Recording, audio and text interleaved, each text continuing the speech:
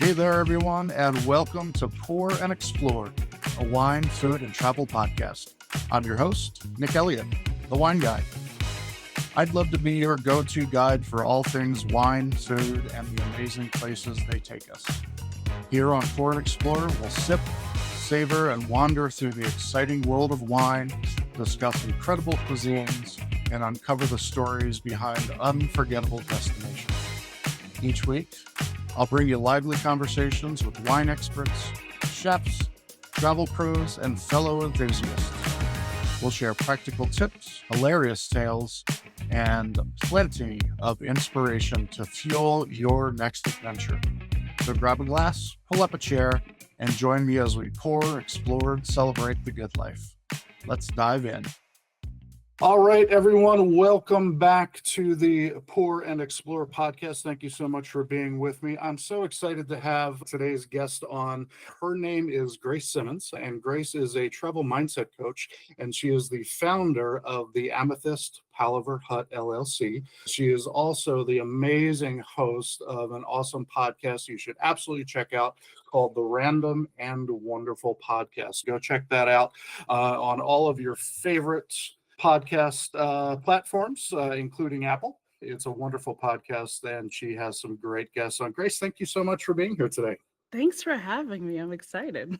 Absolutely. It's definitely my pleasure. So tell me a little bit, let's start with the podcast first. Tell me a little bit about the podcast. So the Random and Wonderful is the best way I think that I can describe life. You have many opportunities to either try something new or explore something new or drag yourself through a pretty terrible situation. And I think if you're able to hang on and make it through, you end up leaving with a wonderful, or at least an interesting story. And that's kind of the platform of where the podcast came from. So it's my way of collecting travel stories. I share my own stories, I also interview guests and have them share theirs. And yeah, it's been really interesting. Fantastic. For our listeners, what type of guests do you typically have on? So guests that can share an impactful story. It doesn't need to be anything dramatic. You can tell me about how your luggage got lost.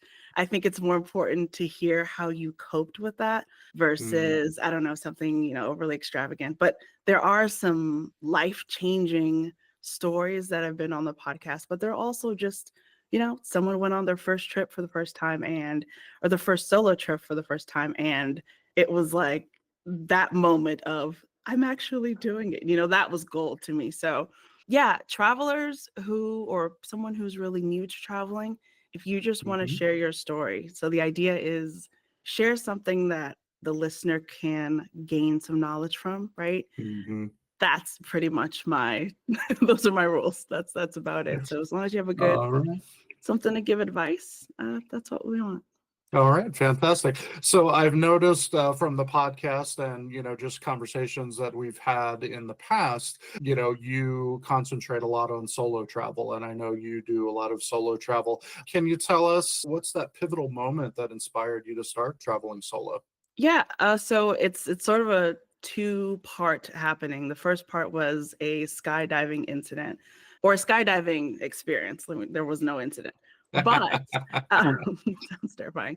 But I think just there was something about falling, like that moment where you're free falling before the parachute opens, and just being able to look over the earth and just at everything, how beautiful it is, and just feeling small, but not like insignificant, just a part of something much greater. Like, I don't know, that kind of like lit a fire in me. And going back to work, I was like, how are you guys so still? Like, there's so much to do. I had so much energy. And the second part of that which was that main turning point of my solo trip, was going to Iceland.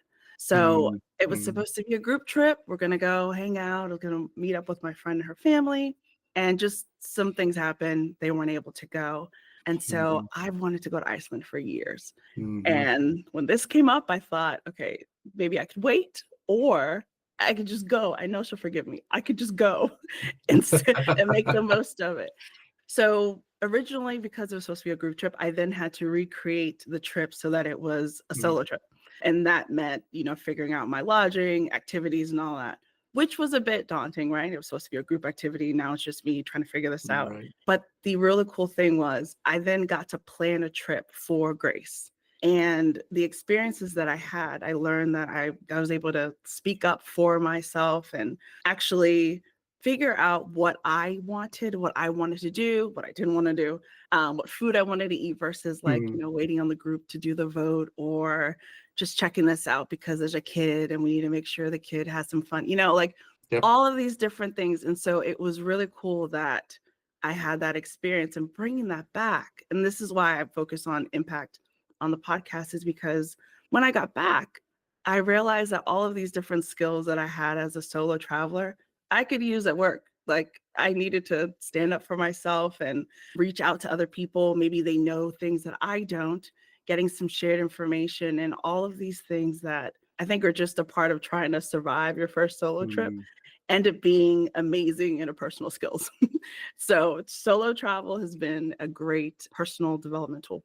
All right, fantastic. I love that. Just thinking off the top of your head, were there any challenges that kind of came up in that first couple of solo trips that you took that might be beneficial to hear? Yeah, I think one of the things to consider is this is probably very simple, but understanding which side of the road people drive on, depending on where you're going. I think that's something to consider. One, which side of the road do they drive on? But also, is there a majority? Like some places, like the rental car will have a stick shift or instead of Mhm. it being automatic. And if you're not used to that, you're going to end up paying a lot more, or there aren't going to be cars available for you. Right, And so just right. making sure you are planning out your entire logistics, right? So even when you get in country, you're really excited. You also need to figure out how to get from the hotel or from your airport to wherever it is that you're staying. And so just something simple like make sure you know what side of the road people drive on. Yeah, that's fantastic advice. It's not something that I would have thought of. I know how to drive a stick shift, so I guess that's something that doesn't come up, for someone who does. But if you don't, that's definitely a good thing to know. And 100%. it's so awesome that we've got a great resource like you that we can go to hear some of these challenges and see how you've overcome them and the advice that goes along with it. Yeah. In your experience, you talked about the building of confidence. Tell us a little bit more about that. Tell us about the confidence building that you've gotten from traveling solo. Yeah. To summarize confidence, I think it's sort of a blend of experience and time. You can fake it till you make it kind of, but there is a need to repeat a certain action, right? So Mhm. when you're traveling solo, if you're really nervous about asking for instructions, you can kind of do baby steps, right? So maybe use your phone, make sure it's charged and you have the right chargers. Use your phone to kind of map out where you're going. The next step would be learning a few phrases or words, especially Mm, if their main language is not English, if it is your right. first language, then you want to learn just a couple of words so that you can communicate. And then the next step is like trying to see what the locals do. So are you taking public transportation? Little Mm, things like that. And I think you're then expounding on what you thought you could do versus what you can. And what I like about the arena, I guess, of travel is you're not forced to do this because of whatever other pressures, right? You are the one who has control over your travel. You have control over how much you're able to give or explore or just mhm, restrain yourself. I think all of that goes into building that confidence. You are able to manage the person that you want to be, your growth. And it goes from either while you're traveling to who you are as a person when you get home. So some of those things I think it's helpful just to journal and keep notes, but mhm, also practice what you've learned while you're traveling. So how can you use those same skills that you've built at home? How do you stand up for yourself and not in like an mhm. aggressive way? How do you just speak up a little bit more? How do you say, I really don't want to go to that event? Or, you know what, I really want to go check out that concert by myself. How do you take those little steps to then build your confidence? Love that. Love that. Yeah, I mean, there are certainly a lot of, as human beings, we have an innate fear of the unknown, going Mhm. into new places, new experiences, and it can be daunting. Yeah. when you're alone.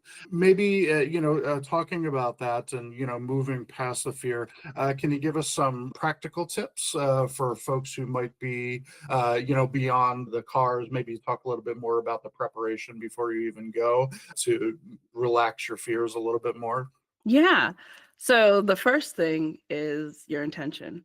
I think it's really key to have an understanding of why you want to travel. And you could say, I just want to explore, I want to see this place, that's fine. But understand that if that is your intention, that intention is then going to guide what you do. So once you have decided what your intention is, for example, when I went to Portugal, it was for my birthday, I wanted to relax. That was it. Relaxing was my focus, right? So I designed my trip around that. The next thing is then your budget. So before you Mm, travel, before you get into all the exciting things that are happening, figure out how much you can actually spend on mhm. this trip. And I mean, from the day you Yep. like take off until you land, is your credit card going to surprise you, right? So it's helpful then. A really quick tip to manage your budget when you're traveling is before you leave, prepay for as many activities as you can. And so let's say you want to do an excursion, you would pay for that, horseback riding, all those different things, maybe even your restaurant, or that way you have a general idea of how much you're going to spend. Yep. That is so helpful because when you're in the midst of everything, right? You're in a new country, in a new place, it's really exciting. You want to spend a lot of money and you completely lose track of your budget. So setting those kind of helpful barriers for yourself by pre-purchasing is a really great tip. And then the next thing is figuring out, so based on your intention and your budget, Mhm. where you want to go. If your ideal trip is something like lavish and luxurious, but your budget does not align with that, but your Mhm. intention does, I promise you, you can always find an alternate place to go. So, one of the last things that you want to do is being aware of your logistics. So, again, planning from getting from your home to your destination and back. And when you're already scheduling those different activities, that all plays into how you're going to get there. Do they have Uber? Is there certain like taxi service? My biggest advice is the planning. Now, I'm not Mhm. a spreadsheet, like line by line kind of person, but Mhm. I do like to make sure there's a really loose outline of what I need to do. And I purposely add rest days. So, the very last thing that I advise people to do is to listen to your body. For those of us who are over 30, sometimes the activities that we do when you're traveling are not your day to day, they're not within your day to day routine. Mhm. And so you want to make sure you're including a rest day, or at least give yourself just some time to reflect on your trip so you can actually enjoy the experience that you've paid for. What we want to avoid is for you to be that person who goes to work the next day and you're like, oh my Mhm. gosh, I need a vacation, even though I just got back from my vacation, right? You don't want to hear that. And it just takes a day of rest. That's it. So I Yeah. think those are my really quick tips of just how to make the most out of your experience. No, that's absolutely fantastic advice. I very rarely travel alone. My wife and I usually travel together or with our son. And what we find very helpful because, on trips, a lot of times unforeseen things happen. Mhm. Stuff happens. Luggage gets lost, or the hotel lost your reservation, or whatever the case may be. These things happen in travel. Just like they do in life. So I love having a backup plan, Yeah. in particularly a financial backup plan. I like to have a little bit of money tucked to the side that doesn't get touched, just in case of emergency. And Yeah. whether that's on a credit card or a bank account that you have access to, that's something that for my personal mental well-being, that's a thing that we like to do as well.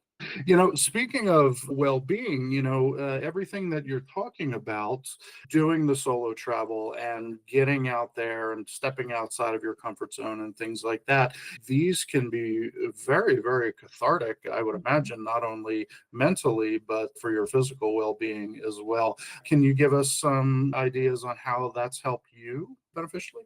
Yeah. So because travel touches on all 8 dimensions of wellness, one of the things that I've noticed for myself is my emotional wellness. I think of myself as like a kind person, a really understanding person, but going through a job where I was completely burned out as far as I was concerned, I was giving it my all and I was doing what I was supposed to do. Mm. Traveling allowed me to be separate, right, out of that daily routine and just take the time to reflect on who I was, how was I communicating my wants, and how am I able to achieve those wants?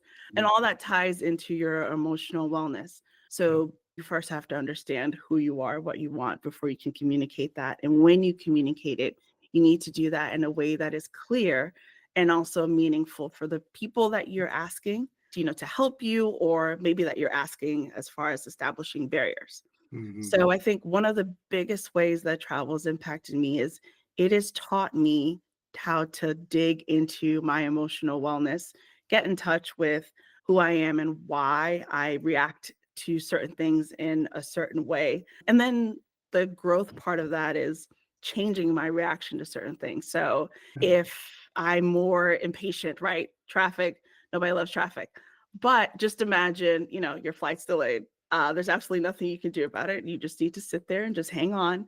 And so now I've noticed that over the past couple of years, if my flight's delayed, I will go find a cafe and I'll go sit Mhm. down, I'll pull out a book, put my headphones in, and I've noticed that my resilience is just slowly building up because there are certain things that are within your control and there are certain things that aren't. And you have to know the difference. Because if you try to fight a battle based on everything that is out of your control, you're going to be exhausted before you even get there. So, my emotional wellness, I think, is definitely one of the bigger changes that I've noticed. I couldn't agree with you more. I've taken some strides over the last couple of years to reel that part of my personality, back in the need for control and the Mhm. impatience and so on. I find that I'm a much happier person Yeah. for for having gone through that. I just want to also add, I mentioned a bit about budgeting, but Mhm. your financial wellness is also Mm. something that comes up when you're traveling as well as intellectual. So, learning about a new place, a new culture, people. But going back to your financial wellness, you are able to learn how other people manage, maybe with less, or how they manage what they have, even if, let's say, you guys are making the same thing, but the way they are able to balance their work life, that need to strive depending on where you are. I think there's just a difference of that flow. So people, yes, they work, they are ambitious, but they also love to be home. They love to take breaks. They love to check on their friends and whatnot. So I think there are many different aspects that travel hits when it comes to your wellness. It's just, again, going back to that intention. What do you want to get out of it?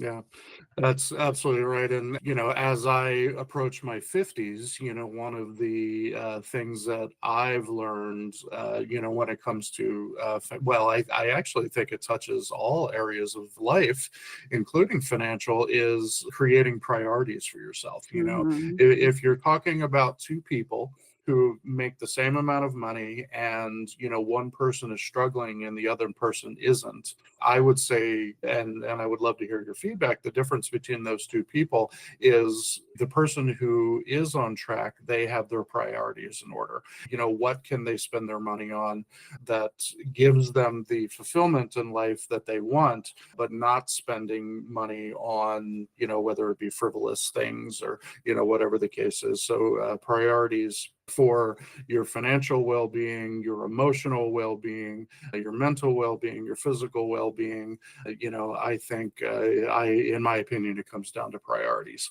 Absolutely. And sometimes people try to fill in that gap. So again, those two people who are maybe making the same, one struggling, you're filling Mhm. in a gap that could be addressed with your emotional wealth or emotional health. And so Mhm. maybe there's something out of balance there, which is why people tend to overspend, or they are spending money on things that they don't really need.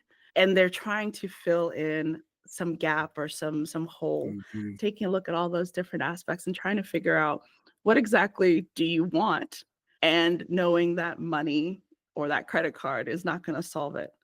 There's a whole nother chapter on on that, but that's just one of those things that you're able to consider. And again, when you travel, you're out of your routine, and I think that's a perfect opportunity just to pull yourself aside and think about, okay, what exactly am I doing? What am I trying? Why do I spend the way I do? Why am I focused on keeping up with, my friends Mhm. over here. Why am I in this country? I really didn't want to go here. I just thought I saw it on Instagram. I thought it was cool. I, Asking yourself those questions, is really important because that's how you're able to build that foundation of confidence. You have to know who you are and what exactly you're trying to do. Yeah, absolutely. To your point, we could talk for hours, about these topics, so I definitely want to do them in the future, not today. Fantastic. Well, speaking of overall well-being, let's touch a little bit on the Amethyst Palaver Hut. Well, I'll just let you explain it to us. So the Amethyst Palaver Hut was created in 2021, and the idea is to build a community where people can build confidence through travel. It started maybe like a year or so before as like a little store with encouraging words and all that. And I realized like I really wanted to get into connecting with people, especially in the realm of travel. And so it's, become what it is now. And so there are three different aspects of the Amethyst Palaver Hut. The first is the podcast that we talked about. And then there's travel coaching, which also includes wellness retreats. And the last piece is travel guides. So as I travel, or maybe as I've done research on places that I found really interesting, I'll create a guide. And I think what's helpful about that is I'm coming at it from a lens of someone who does solo travel and also focusing on wellness.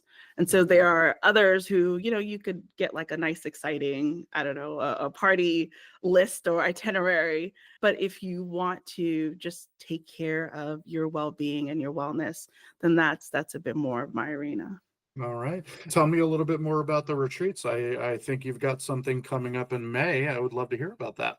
Yeah, so the Journey to Wellness is our women's retreat that's coming up in May. It's going to be May 8th through the 12th, 2025, as we are on the cusp of 2024. Um, Right. but the idea behind that is just I want to pair personal development with a little bit of fun and relaxation. So giving yourself some time to escape the daily nonsense. We're going to be almost midway into the year and trying to Mhm. catch up with everything and seeing where your resolutions are if you decided to make any. And the idea there is just to get back to who are you? What do you want? And how do you communicate those wants? So there's going to be a mix of coaching sessions that I'll be offering, but also we're going to have some fun activities. So there's going to be Afro dance, there's live music, yummy food. We'll even have some wine. And all of that is just to give you a moment of peace, rehabilitation, relaxation, like just get yourself back to who you need to be so that you're ready to face your day. So all of that's going to take place in Bacalar, Mexico. The registration is up now for those who are interested. And I'm excited. I think this is going to be a great opportunity. Just one, you have an opportunity to focus in on you, but then you also have some fun and adventure. So Definitely, definitely. So this episode will be airing sometime at the end of January. So for those who are listening in January, February, so and think about those New Year's resolutions. Think about what you have planned for yourself for 2025, and if this women's wellness retreat down in Mexico with Grace sounds awesome to you, I highly recommend that you pop over to her website and check that out. Tell us what that website is, Grace. the website is www.amethystpalaverhut.com. All right, fantastic. So you definitely want to check that out. It sounds really cool. I wish I could come, but I guess it's not for me. Don't worry, there'll be more. All right. I like it. I like it. Besides the retreat coming up 2025, where are you heading to next? You know, so I just got back from London and yeah, we were there for just to check out the Christmas markets and all the wonderful Mhm. pretty lights. So I think right now my next plan is the trip to Mexico and just to treat myself to my own retreat before this event is going to happen. Yeah, I think that's a great idea. Let's, because what we're talking about here is really taking care of ourselves, Mhm. and, this podcast is dedicated, to wine, of course, food, of course, but I really want to give a third of the attention of this podcast to the travel world. And I absolutely love to travel. I find it's really the best way for us as human beings to experience something outside of ourselves, to see how other people live, to understand how other people live, and to really get into that experience as a person. And I think travel puts you so far head and shoulders over the rabble as far as being able to understand the world. And Yeah. I couldn't recommend getting out of that comfort zone. And whether that comfort zone is the city you grew up in, or the town you grew up in, or the region that you grew up in. I grew up in Philadelphia. I didn't really travel, as a child, except across the river and go to the Jersey Shore. That was about as far as we traveled. And now that again, I'm approaching my 50s and have been not all over the world, but to a lot of places, I feel so much better for those experiences, Hmm. to Hmm. be able to understand the world and the people in it more. So, and to all of your points, to understand myself better as well. Yeah. Yeah. That's awesome. That's awesome. Well, Grace, I really, really appreciate your time again. My guest today has been Grace Simmons. She is the amazing host of the Random and Wonderful podcast. You can go check that out on Apple and all of your other favorite podcast platforms. Head over to Amethyst Palaver Hut.com to look into Grace's retreat coming up in the month of May, and definitely check that out and tick off that box for your 2025 New Year's resolution. Grace, is there anything else you'd love to share with us before we head up? No, I think that was it. Thank you so much for having me. Absolutely. It was totally my pleasure, and we will talk real soon. Thank you so much. Thank you so much for tuning into this episode of Pour and Explore. I'd love to hear your thoughts, your stories, and your questions, so you can drop me a line at cheers@thewineguy.vin. That's cheers@thewineguy.vin.